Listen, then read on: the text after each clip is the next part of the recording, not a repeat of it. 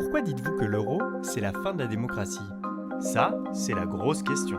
Les gens ont une vision fausse maintenant, je crois, de ce qu'est la démocratie. Ils pensent que la démocratie représentative, c'est la liberté de parole, que c'est la liberté de vote, un bulletin secret, et ils pensent que ça suffit.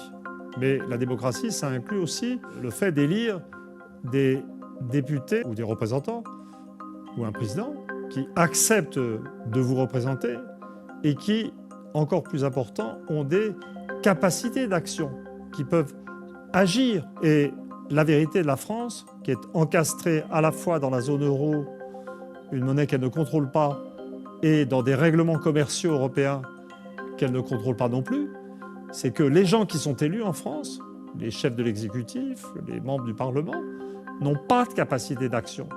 Donc on a une sorte de pseudo-démocratie où les gens sont élus au terme de débats qui peuvent être tout à fait amusants ou tout à fait anxiogènes, mais on élit des gens pour rire. Et une fois arrivés au pouvoir, ils ne pourront rien faire.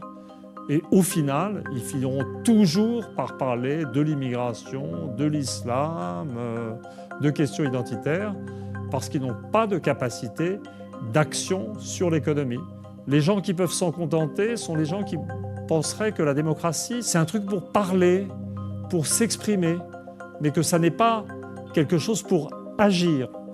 Je pense que la facilité avec laquelle les gens acceptent l'idée qu'on est toujours en démocratie vient du fait qu'ils n'ont perdu la notion de ce que c'est qu'agir.